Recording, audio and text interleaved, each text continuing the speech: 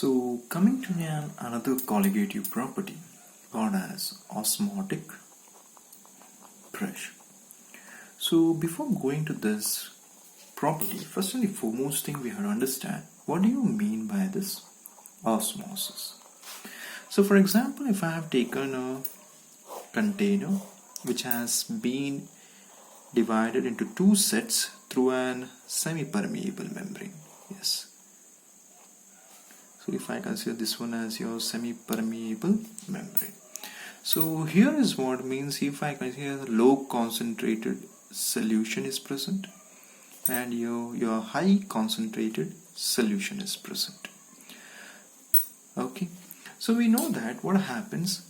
So from the low concentrated solution, the solvent molecules will try, that is the solvent molecules will try from the low concentration region to enter to this high concentration region through this semi-permeable membrane. So overall this process is called as what? Osmosis.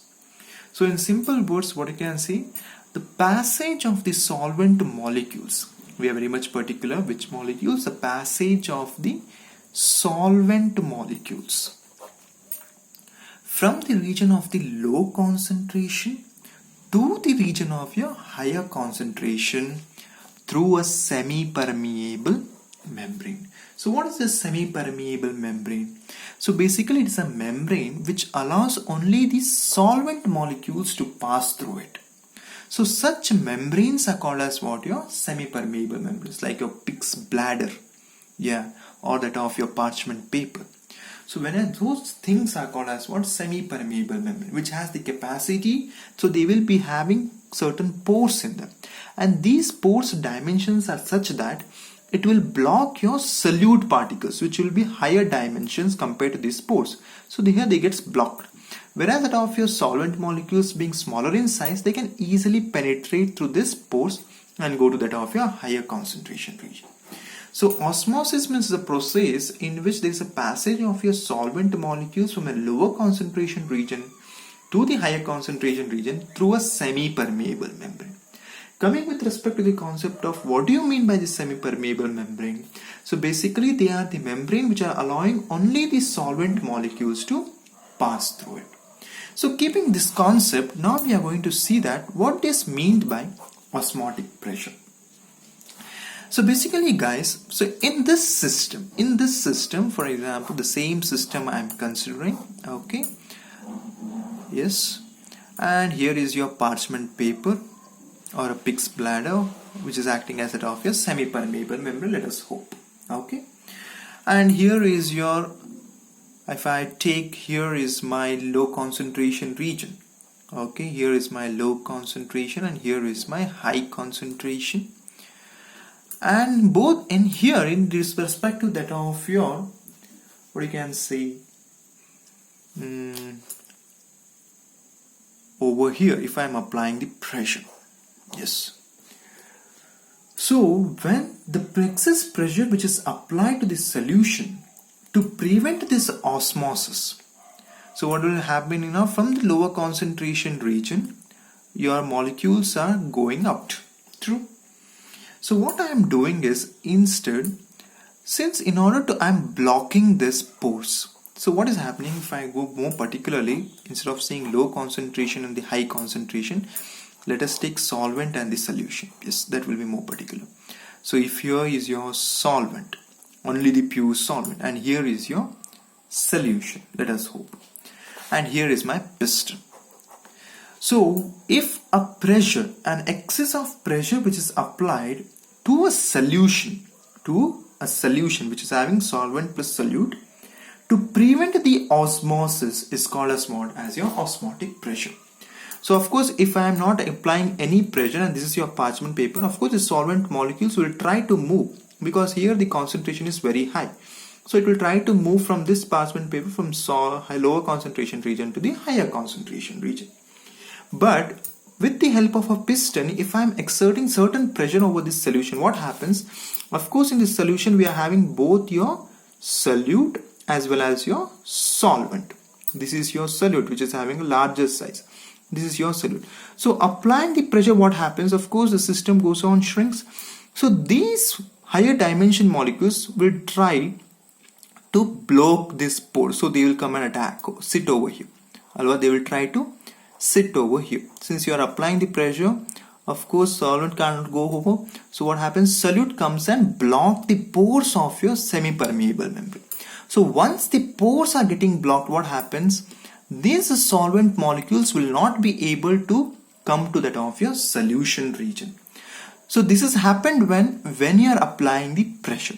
So that excess of the pressure which is preventing the osmosis to take place, that is called as what?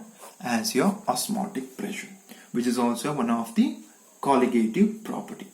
But coming with respect to its relationship with respect to the molecular mass, we have to make sure ourselves understand that this osmotic pressure is represented by your pi. But it is directly proportional to that of your molarity. Here comes the concept. Our elevation in the boiling point and the depression in the freezing point were both directly related to your molality, whereas our osmotic pressure is directly related to that of your molarity. Along with that one, it is also related to that of your temperature. So this is the thing. So when you are removing this part, of course here we are adding as a constant pi is equals to R, a gas constant, and M and a T. In simple case, we can also call it as a pi R C into T. C means over here as concentration, nothing more than that of your molarity itself. So keeping this one in mind, of course, we know that the molarity is given as what? Number of the moles of the solute, if I take it as N2, divided by volume of the solutions in liters. That is N2 by V. So keeping this one, if I'm going to substitute this one over here, I'm going to get as pi is equals to N2V, yes, RT. So we know what N2 is the number of the moles of the solute. So N2 can be given as what? Yes, weight of the solute taken to the molecular mass of the solute. Yes. So on substituting, I would be getting as pi V is equals to W2 RT divided by M2. I want this M2, mass of molecular mass of the solute. M2 will be equals to W2 RT divided by pi into V. So this is an expression which is relating to that of your osmotic pressure with that of your molecular mass of the solute. And the major important thing is our osmotic pressure is relating to that of your molarity and not the molality. Now the question arises, okay sir, you said that in all the colligative properties our main intention was to calculate the molecular mass of the solute. Now when the question arises that which is the best method to calculate your molecular mass, of course the suggestion is your osmotic pressure. The main thing why I am saying this is because it is much more advantageous than the other colligative properties. First important thing is, as we have seen, it is depending upon the molarity. That is the major important thing. Since the concentration term we are using here as a molarity, it is one of the quite advantageous concept for your osmotic pressure. The next most important thing, we know that in all the colligative properties, they are the properties of your dilute solutions. And when you are measuring the boiling point, elevation in the boiling point, depression in the freezing point, whatever the result you are getting, they are of lower magnitude. But when we are calculating the pressure over here, because the pressure, since the solute are very less, in order to block these pores, you have to provide more pressure. So what happens? The magnitude is very much high. Magnitude is very high for any dilute solution. And the next most important thing is they can be operated in the room temperature. If when you are observing for the elevation in the boiling point, of course we have to increase the temperature. So we can't do it in the normal room temperature. You have to supply the heat. In case if you're doing the freezing point, you have to decrease the temperature. But this is not that case. You can easily operate this methods, that is your osmotic pressure, in that of your room temperature itself. And the next most important thing is they can be also useful in determining the molecular mass of your polymers, which you will be seeing in my later classes.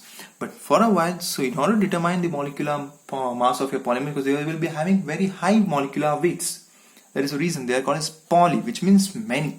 So in order to determine this molecular weights with a accurate precision, our osmotic pressure has a quite advantageous concept.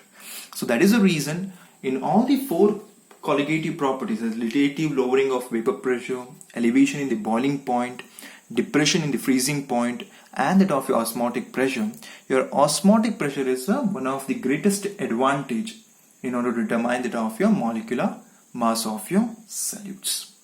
So keeping this main concept of your osmotic pressure, we came to know that it is the pressure which has been exerted on the solution phase in order to stop your osmosis. So that pressure is called as what? Osmotic pressure. Now we have to see what is the main application of this osmotic pressure. So basically, in order to understand the application of your osmotic pressure, first of all we have to understand a concept which is called as your reverse osmosis. So of course you could have only got a hint that what I am saying. Of course we came to know as what? Osmosis means what? It is the solvent molecules flowing from the low concentration region to the high concentration region. Or in simple words, from the solvent region to the solution region. In case if you're not putting any pressure. But in reverse osmosis means what? It is the flow of your solvent from the solution to that of your solvent particles. That is, if I consider this one as my container and here's your semi-permeable membrane, here is your solvent and here is your solution. So what we are doing means in a reverse osmosis means what happens from the solvent to the solution it takes place. Reverse osmosis, what is happening? The solvent molecules from the solution, they are entering to that of your pure solvent. So this was one of the method of your application, and for application we call it as a desalination process. Desalination process. That means what? So basically in Gulf countries, what we are doing is, of course, in present scenario, we are having a greatest shortage of a pure water. So one of the largest water body, whatever means we are having, is your seawater. But of course we can't use the seawater because of its salinity. That is means what? Your water has been added with NaCl. Of course, if I am going to remove this NaCl from this water, I could use this water for any drinking purpose or for potable water I can use it. But how to do this is called as that of your desalination process. So what actually we are doing is, you'll be taking a container. Yes, of course it will be having a semi-permeable membrane. Here in the solution part, of course what you are going to take? Solvent plus solute, that is your seawater. And here what you are going to take? Your pure water. Yes. So of course in osmotic pressure what you have done? We have blocked it, alva. In reverse, this one, osmotic pressure means what? I am blocking the osmosis process to take place. That is, I am blocking the pure solvent to enter my solution phase. So what I am doing? I am exerting the pressure higher than that of your osmotic pressure. Able to understand? So when the pressure is applied higher than that of the osmotic pressure, what happens? Your water molecules from your solution phase, that is from your seawater, the water molecules only will seep through the semi-permeable membrane to the pure water, holding back that of your NaCl in the solution phase. So at that moment what happens? From the seawater, the pure water enters to that of your purest water chamber. And this process is called as what? Desalination. So whatever the process we are carrying out, it is called as what? Reverse osmosis. So this reverse osmosis is only obtained whenever the pressure you are applying, pressure applied is greater than the osmotic pressure. Pressure applied is greater than your osmotic pressure. So when such things happen, so what happens? From this part, your solution phase or the solution chamber will hold back this NaCl and it will only allow your water to enter to that of your pure water chamber. So at that moment we can easily desaline the water. Desaline means what? Removal of your salinity, removal of your salt particles. So this process is mainly known as reverse osmosis.